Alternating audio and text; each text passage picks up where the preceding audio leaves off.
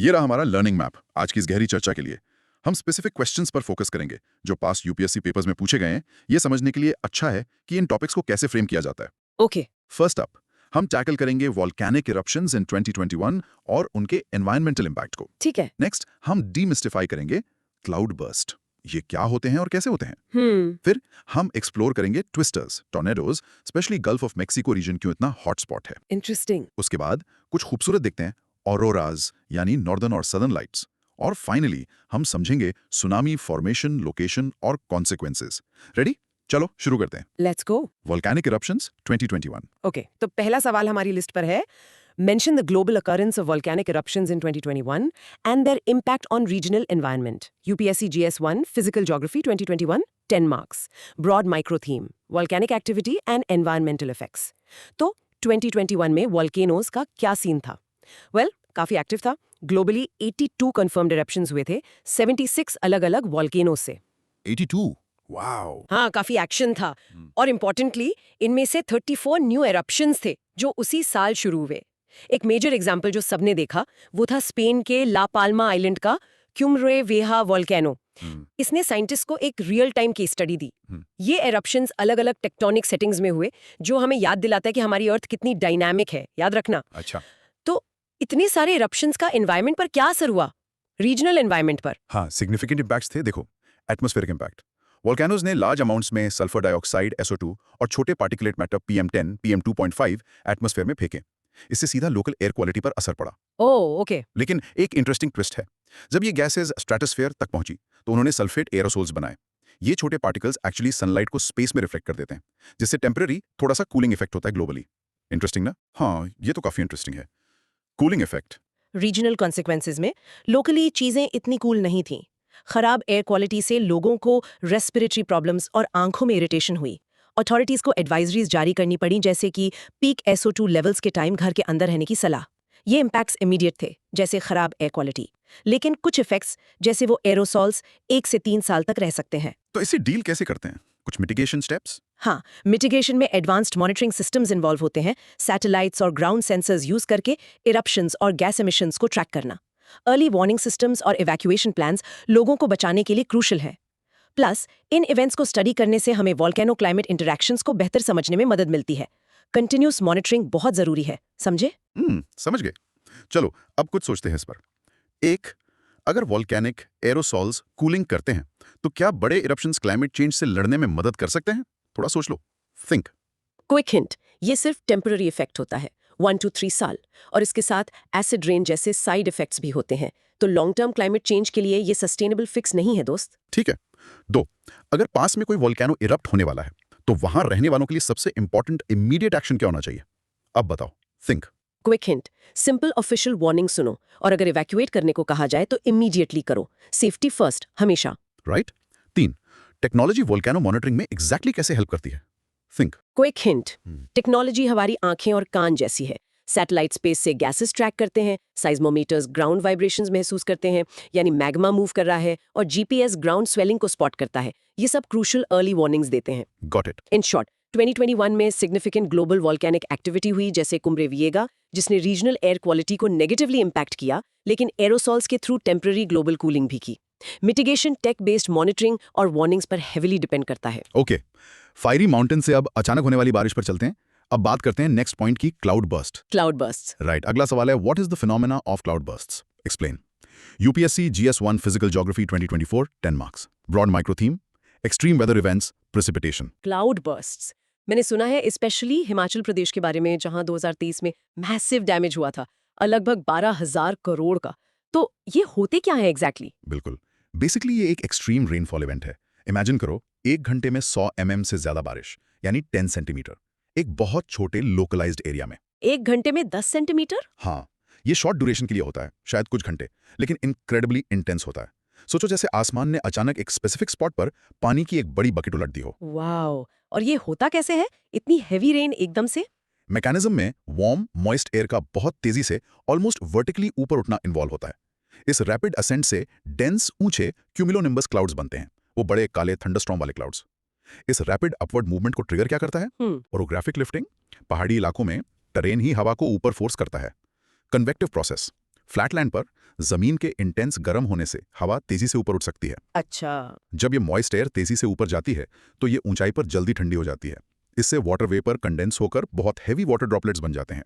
फिर gravity in heavy droplets को जोर से नीचे खींचती है, एक कॉन्सेंट्रेटेड इंटेंस डाउनपोर के रूप में।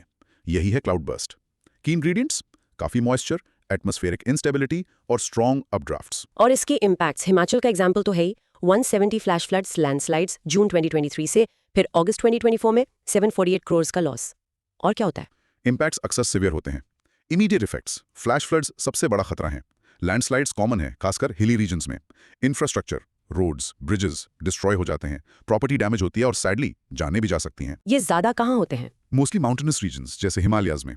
स्टीप स्लोप्स और मैरो वैलीज पानी को चैनल करते हैं, जिससे वो हाईली डिस्ट्रक्टिव हो जाता है। लेकिन ऐसी इंटेंस बारिश अर्बन एरियाज में भी सिवियर लोकलाइज्ड फ्लडिंग कर सकती है अगर ड्रेनेज सिस्टम कोप ना कर पाएं। हिमाचल ने 2024 मानसून में ही 57 क्लाउड बर्स्ट इंसिडेंट्स रिपोर्ट किए हैं, जो फ्रीक्वेंसी दिखाता है। क्या इन्हें रोका जा सकता है? प्रिवेंट किया जा सकता है? प्रिवेंट करना तो मुश्किल है, ये नेचुरल इवेंट है, लेकिन हम रिस्क मैनेज कर सकते हैं।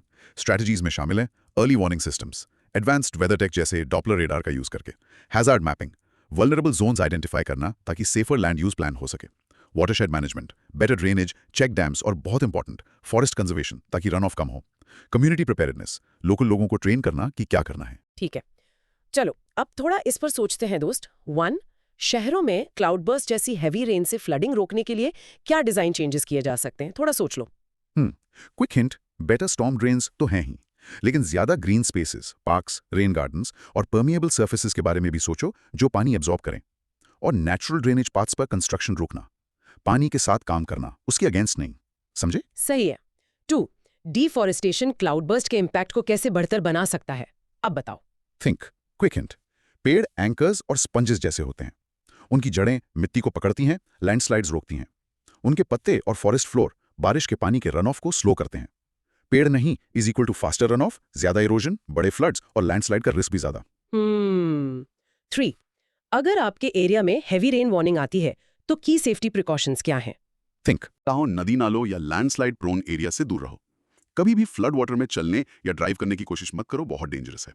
बिल्कुल। In short, cloud burst sudden, intense 100 millimetres per hour localised rainfall है, अक्सर पहाड़ों में, जो मॉइस्ट एयर के रैपिड अपलिफ्ट से होते हैं। ये डेंजरस फ्लैश फ्लड्स और लैंडस्लाइड्स ट्रिगर करते हैं। Management warnings, planning, watershed health और कम्युनिटी रेडीनेस पर फोकस करता है।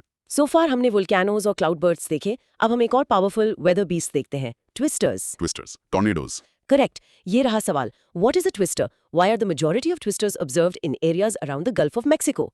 UPSC GS1 World Geography 2024, 15 marks. Broad micro theme: atmospheric disturbances, tornadoes. Twister मतलब टॉर्नेडो। मूवीज में देखा है वो डरावना घूमता हुआ फनल हवा का, और ये सच में टेरिफाइंगली पावरफुल होते हैं। बिल्कुल। Wind speeds 190 miles per hour से भी ज्यादा हो सकती हैं, जैसे मार्च 2025 में डायज आर्कनसा में रिकॉर्ड किया गया था। डेफिनेशन के हिसाब से एक ट्विस्टर या टोर्नाडो एक violently rotating column of air है जो एक थंडरस्टॉर्म क्लाउड के बेस से सीधा जमीन तक एक्सटेंड करता है। ये नेचर के सबसे इंटेंस वेदर फिनोमेना में से एक है। और ये बनते कैसे हैं? ये यूजुअली स्पेसिफिक पावरफुल थंडरस्टॉर्म से डेवलप होते हैं, जिन्हें सुपरसेल थंडरस्टॉर्म्स कहते हैं। सुपरसेल स्पेशल है क्योंकि उनमें एक बिल्ट इन रोटेटिंग अपड्राफ्ट होता है, एक घूमता हुआ कॉलम उठती हुई हवा का, जिसे मीजोसाइक्लोन कहते हैं। मीजोसाइक्लोन। हाँ, माइसोसाइक्लोन को टॉर्नेडो का इंजन या सीड समझो। सही एटमॉस्फेरिक कंडीशंस में इस माइसोसाइक्लोन रोटेशन का एक हिस्सा टाइट हो जाता है, इंटेंसिफाई होता है और नीचे जमीन की तरफ स्ट्रेच होता है, जो फिर विजिबल और डिस्ट्रक्टिव टॉर्नेडो फनल बन जाता है। क्या ये सब एक जैसे साइज और स्ट्रेंथ के होते हैं? बिल्कुल नहीं, बहुत वेरिएशन होता है। विंड स्पीड्स डैमेजिंग लगभग 65 mph से लेकर कैटास्ट्रॉफिक 200 mph से ज्यादा तक हो सकती हैं। साइज नैरो रोप्स जैसे हो सकते हैं या मैसिव वेजेस 1 माइल से भी ज्यादा वाइड।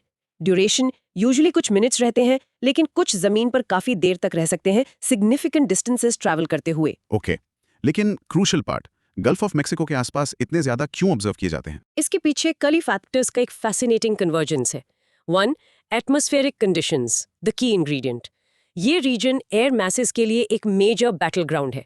गल्फ ऑफ मेक्सिको से आने वाली warm, moist, unstable air north से आने वाली कूल, ड्राई कॉन्टिनेंटल एयर से टकराती है। ये clash extreme atmospheric instability create करता है, सिवियर थंडरस्टॉर्म्स के लिए परफेक्ट फ्यूल, उन सुपरसेल सहित जो टोर्नेडोज बनाते हैं। अच्छा, एयर मास का क्लैश। हाँ। 2. Geographic factors. ये रीजन फेमस टोर्नेडो एली के पास है। साथ ही कोस्टल प्लेन्स का जनरली फ्लैट टेरेन इन बड़े एयर मैसेस के मूवमेंट और कोलिजन को रोकता नहीं है। ठीक है। 3. मीटेरोलॉजिकल एलिमेंट्स कुछ स्पेसिफिक वेदर फीचर्स भी हेल्प करते हैं। गल्फ से आने वाली सी ब्रीजेस इनलैंड पुश करके कन्वर्जेंस जोन्स बना सकती हैं जो थंडरस्टॉर्म्स को ट्रिगर या इनहेंस करती हैं। यहाँ स्प्रिंग में टोर्नेडो सीजन अक्सर जल्दी शुरू होता है, जैसे 2024 में नॉर्दर्न गल्फ कोस्ट पर 43 टोर्नेडोज रिपोर्ट हुए। और क्रूशली वार्म गल्फ वाटर से कांस्टेंट अबंडेंट मॉइस्चर सप्लाई मिलती है जो स्टॉर्म्स को फ्यूल करती है। मतलब एक्स्ट्रा मॉइस्चर भी है। बिल्कुल। 4. Climate patterns consistent weather patterns specially spring में टोर्नेडो फॉर्मेशन के लिए जरूरी सेटअप को फेवर करते हैं। रीसेंट डेटा में सेंट्रल गल्फ कोस्ट स्टेट्स में 350 प्रिलिमिनरी टोर्नेडो रिपोर्ट्स आए हैं जो इस हाई फ्रीक्वेंसी को अंडरलाइन करता है। वाओ, तो ये एक परफेक्ट स्टॉर्म रेसिपी जैसा है। Clashing air masses, flat land और एक्स्ट्रा मॉइस्चर। कूल ना? एग्जैक्टली ये यूनिक मिक्स गल्फ रीजन को टोर्नेडोज के लिए एक नेचुरल हॉटस्पॉट बनाता है, खासकर स्प्रिंग में। चलो रिफ्लेक्ट करते हैं। 1. अगर फ्लैट टेरेन टोर्नेडो फॉर्मेशन में हेल्प करता है तो क्या इसका मतलब है कि पहाड़ टोर्नेडो से बिल्कुल सेफ है? थोड़ा सोच लो। Think quick hint less common है, हाँ, लेकिन इम्पॉसिबल नहीं। पहाड़ स्ट्रॉन्ग टोर्नेडोज के लिए जरूरी large scale organised air flow को डिसरप्ट करते हैं, लेकिन कमजोर वाले कभी कभी पहाड़ी वैलीज या फुट हिल्स में बन सकते हैं, तो जीरो रिस्क नहीं। ओके। 2. क्लाइमेट चेंज का टोर्नेडोज की फ्रीक्वेंसी या इंटेंसिटी पर क्या असर हो सकता है? अब बताओ। थिंक क्विक हिंट ये कॉम्प्लेक्स है और अभी भी रिसर्च चल रही है। वार्मर टेम्परेचर्स का मतलब हो सकता है स्टॉर्म्स के लिए ज्यादा energy, moisture, potentially more intense. लेकिन विंड पैटर्न्स, विंड शेयर, जो टोर्नेडोज के लिए भी क्रूशियल हैं, शायद कम फेवरेबल हो जाएं। ओवरऑल इम्पैक्ट अनसर्टेन है। 3. अगर टोर्नेडो वार्निंग इशू होती है तो एक बिल्डिंग के अंदर सबसे सेफ जगह कौन सी होती है? थिंक क्विक हिंट सबसे नीचे का फ्लोर, बेसमेंट बेस्ट है। एक इंटीरियर रूम में जाओ जो विंडोज, डोर्स बाहर की दीवारों से दूर हो। छोटी स्टडी जगह सोचो, जैसे क्लोजेट्स या सीढ़ियों के नीचे के बाथरूम्स। अपने और बाहर के बीच जितनी ज्यादा दीवारें हो सके उतना अच्छा। Right, good advice. In short, twisters, tornadoes violent rotating air columns होते हैं थंडरस्टॉर्म से। गल्फ ऑफ मेक्सिको रीजन में बहुत होते हैं, unique clash of warm moist gulf air और कूल्ड ड्राई कॉन्टिनेंटल एयर के कारण, जिसमें फ्लैट टेरेन और हाई मॉइस्चर लेवल्स हेल्प करते हैं। ओके, इतनी डिस्ट्रक्टिव पावर के बाद चलो अब नेचर की एक सचमुच खूबसूरत चीज की तरफ चलते हैं। अब बात करते हैं ऑरोराज की। Auroras, borealis and australis. Great transition.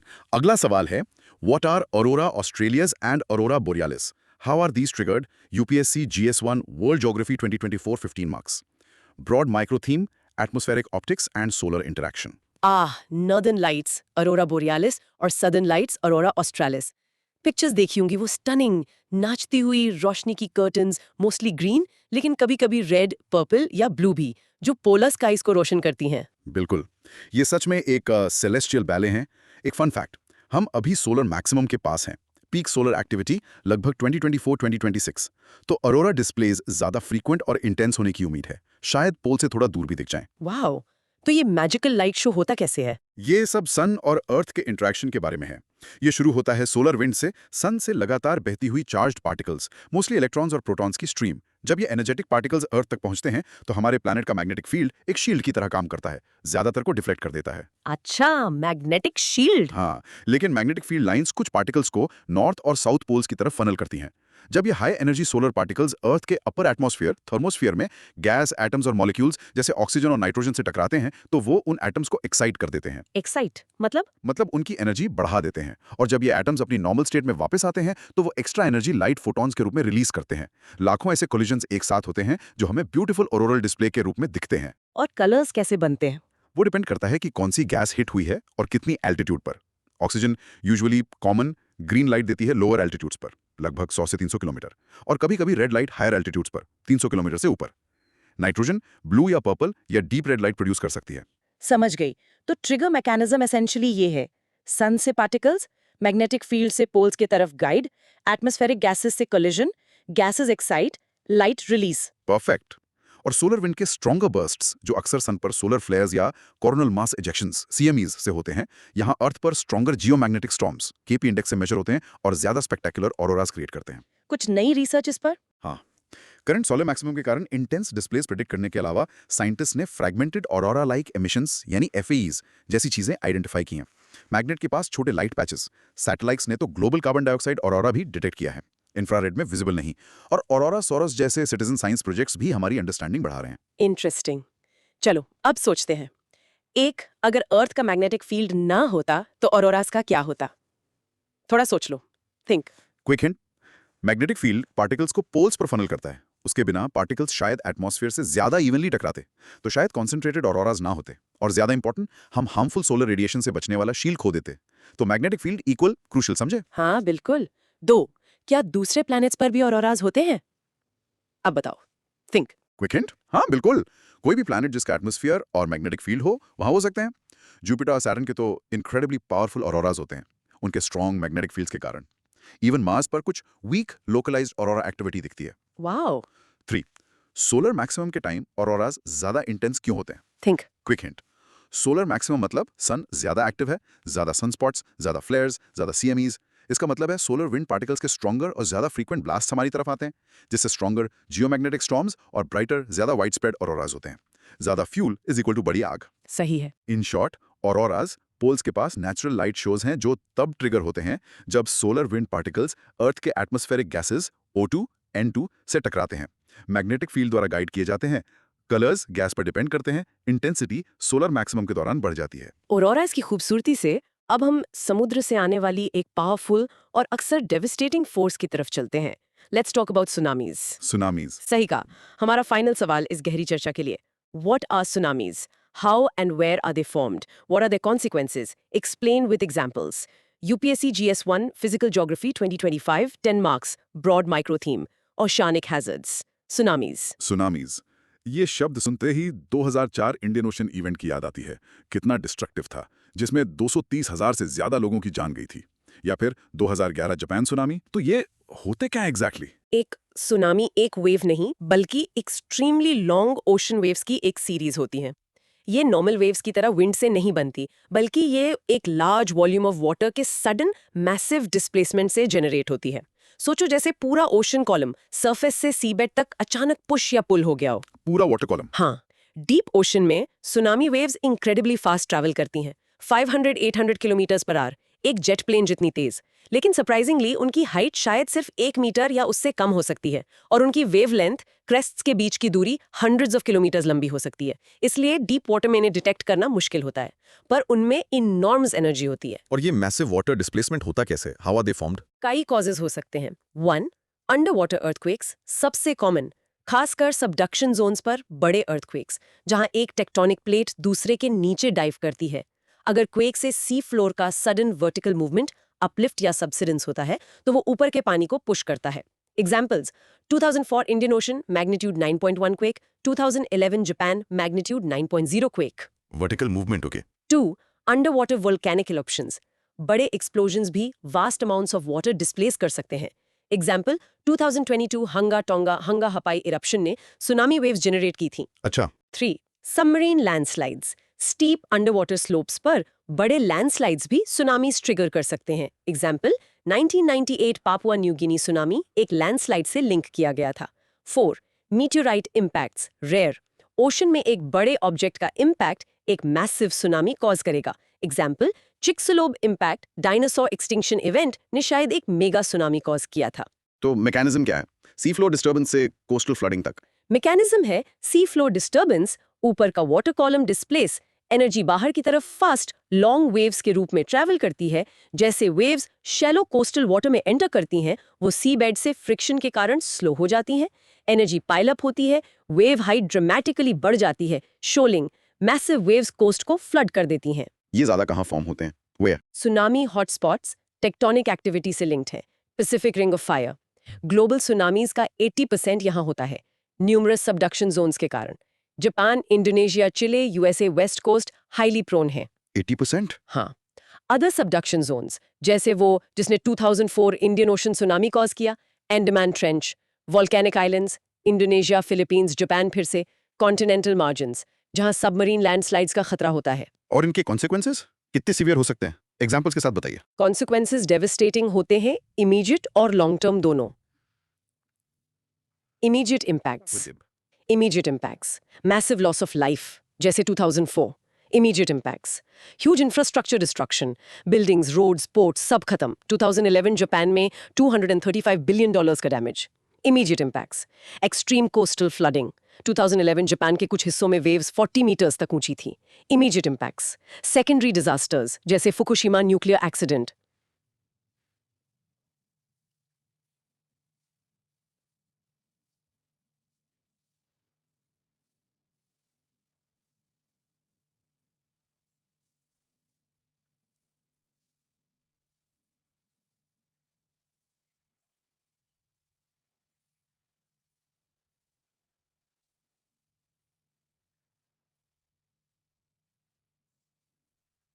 Long-term consequences. Long-term consequences. Environmental damage.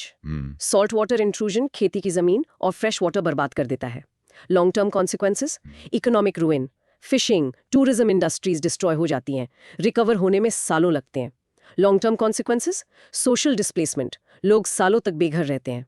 Long-term consequences. Groundwater contamination. Long-term consequences. Ecosystem destruction. Coral reefs, mangroves damage हो जाते हैं. बैंकर कुछ किया जा रहा है इससे डील करने के लिए? हाँ, 2004 के बाद इंटरनेशनल कोऑपरेशन ने सुनामी अर्ली वार्निंग सिस्टम्स जैसे Indian ocean tsunami warning systems को काफी इंप्रूव किया है. ये साइस्मोमीटर्स और ओशन बुईज जैसे डार्ट बुईज यूज करके पोटेंशियल इवेंट्स डिटेक्ट करते हैं और टाइमली वार्निंग्स इशू करते हैं.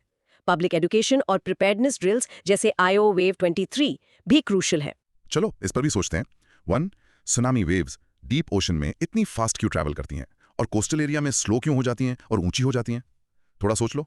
Think. Quick hint. Wave speed water depth पर डिपेंड करती है. Deep water equals super fast. Shallow water equals friction उसे स्लो कर देता है. लेकिन एनर्जी को कहीं तो जाना है, तो जैसे स्पीड कम होती है हाइट ड्रामेटिकली बढ़ जाती है. ये बेसिकली कंजर्वेशन ऑफ एनर्जी है. अच्छा, energy conservation. 2. Early warning systems tsunami से होने वाले डैमेज को एक्चुअली कैसे कम करते हैं? अब बताओ. थिंक. Quick hint. वो प्राइमरीली लाइव्स बचाते हैं. लोगों को 15-30 मिनट की वार्निंग मिलना भी उन्हें हायर ग्राउंड पर इवैक्यूएट करने का टाइम देता है. प्रॉपर्टी डैमेज शायद फिर भी हो, लेकिन कैजुअलिटीज कम करना मेन गोल है. सही है, जान बचाना सबसे इंपॉर्टेंट है. 3. अगर आप कोस्टल एरिया में हैं और एक बहुत स्ट्रांग लंबा अर्थक्वेक फील करते हैं तो क्या करना चाहिए? Think. Quick hint. Official warning का वेट मत करो, वो अर्थक्वेक ही वार्निंग है. इमीडिएटली जितनी जल्दी हो सके इनलैंड हायर ग्राउंड की तरफ जाओ. याद रखो, feel it, flee it, better safe than sorry. याद रखना. एकदम से. In short, tsunamis powerful wave series हैं जो large water displacement mostly quakes से कॉज होती हैं, मेनली टेक्टोनिकली एक्टिव जोन्स जैसे पैसिफिक रिंग ऑफ फायर में. ये डीप वाटर में फास्ट ट्रैवल करती हैं, कोस्ट्स के पास टॉल और डिस्ट्रक्टिव हो जाती हैं. अर्ली वार्निंग्स जाने बचाने के लिए वाइटल हैं. वाओ, क्या जर्नी थी अर्थ के पावरफुल फोर्सेस के बीच. चलो जल्दी से रिकैप करते हैं जो हमने आज कवर किया, उस ब्रॉड माइक्रो थीम पर फोकस करते हुए. अंडरस्टैंडिंग की जियोफिजिकल फिनोमेना. Great idea. ये रही क्विक समरी. Volcanic eruptions 2021. हमने सिग्निफिकेंट ग्लोबल एक्टिविटी देखी. की इम्पैक्ट्स थे regional air quality issues, SO2, PM और temporary global cooling, sulphate aerosols. Mitigation के लिए मॉनिटरिंग की है. कुम्ब्रे विएहा याद है? हाँ, cloud bursts. Intense localised rain 100 mmHr के रूप में डिफाइन किया. Rapid air uplift mountains convection से ट्रिगर होते हैं. Dangerous flash floods landslides cause करते हैं. मैनेजमेंट में वार्निंग्स और प्रिपेयर्डनेस शामिल हैं. हिमाचल प्रदेश. सोचो. Okay. Twisters, tornadoes, supercell thunderstorms, mesocyclones से बनने वाले violent rotating air columns. Gulf of Mexico hotspot है वार्म, मॉइस्ट और कूल ड्राई एयर मासेस के clash plus flat terrain and moisture के कारण. राइट. ऑरोराज बोरियालिस ऑस्ट्रेलिस, खूबसूरत polar lights. Solar wind particles के atmospheric gases O2 green, N2 red blue से टकराने पर ट्रिगर होते हैं. अर्थ के मैग्नेटिक फील्ड द्वारा गाइड किए जाते हैं. सोलर मैक्सिमम के टाइम ज्यादा इंटेंस होते हैं. Tsunamis, sudden water displacement, mostly under water quakes से बनने वाली लॉन्ग ओशन वेव्स की series, mainly Pacific ring of fire में फॉर्म होती हैं. फास्ट ट्रैवल करती हैं, कोस्ट के पास टॉल होकर मैसिव डिस्ट्रक्शन कॉज करती हैं. 2004 इंडियन ओशन या 2011 जापान. सोचो. Super recap. अब चलो हमारी रिकॉल टेस्ट करते हैं दोस्त. इनके जवाब देने की कोशिश करो. 1. 2021 के वोल्केनिक इरप्शंस का एक मेजर एनवायरमेंटल इंपैक्ट क्या था? Quick recall. SO2 का रिलीज जिसने रीजनल एयर क्वालिटी इफेक्ट की, ओके. या स्ट्रेटोस्फेयर में कूलिंग, सल्फेट एरोसोल्स का बनना, दोनों मेजर हैं. ओके. 2. सिंपल टर्म्स में क्लाउड बर्स्ट को क्या डिफाइन करता है? Think. Quick recall. Super heavy rain 100 mmR एक छोटे एरिया में शॉर्ट टाइम के लिए, इंटेंस और लोकलाइज्ड. राइट. 3. एक की रीजन बताओ कि गल्फ ऑफ मेक्सिको रीजन में इतने ज्यादा ट्विस्टर्स क्यों होते हैं? Think. Quick recall. Warm, moist gulf air और कूल ड्राई कॉन्टिनेंटल एयर का क्लैश जो परफेक्ट स्टॉर्म फ्यूल क्रिएट करता है। परफेक्ट। 4 ऑरोरास का बेसिक ट्रिगर क्या है? Think quick recall, solar wind से चार्ज्ड पार्टिकल्स का अर्थ के अपर एटमॉस्फेयर में गैसेस से टकराना, मैग्नेटिक फील्ड द्वारा डायरेक्ट किया जाना। ठीक है। 5 टू सुनामीज का सबसे कॉमन कॉज क्या है? थिंक बड़े अंडर वाटर अर्थक्वेक्स, खासकर वो जो सबडक्शन जोन्स पर vertical sea floor movement cause करते हैं। Got it. 6 सुनामी के एक लॉन्ग टर्म कॉन्सिक्वेंस का एग्जांपल दो। सेओतेजिट थिंग लीलिट thing quick recall, environmental damage जैसे सॉल्ट वाटर का खेती की जमीन बर्बाद करना या long term economic disruption, tourism, fishing loss या पर्सिस्टेंट सोशल डिस्प्लेसमेंट। फैंटास्टिक। अब तुम अपने वर्ड्स में बताओ, इन फिनोमेनास को समझना इतना इंपॉर्टेंट क्यों है? ये नॉलेज हमें कैसे हेल्प करती है? एक सिंपल चैलेंज, नेक्स्ट टाइम जब वेदर वार्निंग सुनो, हैवी रेन, स्टॉर्म, तो उस मैकेनिज्म को पिक्चर करने की कोशिश करो जो हमने डिस्कस किया। देखो कि तुम न्यूज़ को इन कॉन्सेप्ट से कनेक्ट कर पाते हो या नहीं। सच में फैसिनेटिंग है ये देखना कि सब कुछ कितना इंटरकनेक्टेड है। अर्थ का इंटीरियर यानी volcanoes, atmosphere, cloud burst, tornadoes, oceans, tsunamis और इवन स्पेस वेदर, ऑरोराज। ये इवेंट्स हमें नेचर की इमेंस पावर और अपने प्लैनेट को समझने और रिस्पेक्ट करने की इंपॉर्टेंस याद दिलाते हैं। ये सच में हम सबके लिए एक इंपॉर्टेंट सवाल उठाता है, खासकर जब एक्सट्रीम इवेंट्स पोटेंशियली बढ़ रहे हैं, तो इंडिविजुअल्स और कम्युनिटीज इन नेचुरल हैजर्ड्स के प्रति ज्यादा रिजिलियंट बनने के लिए क्या प्रोएक्टिव स्टेप्स ले सकते हैं। डेफिनेटली सोचने वाली बात है। एक्सप्लोर करते रहिए, सवाल पूछते रहिए। अगली गहरी चर्चा तक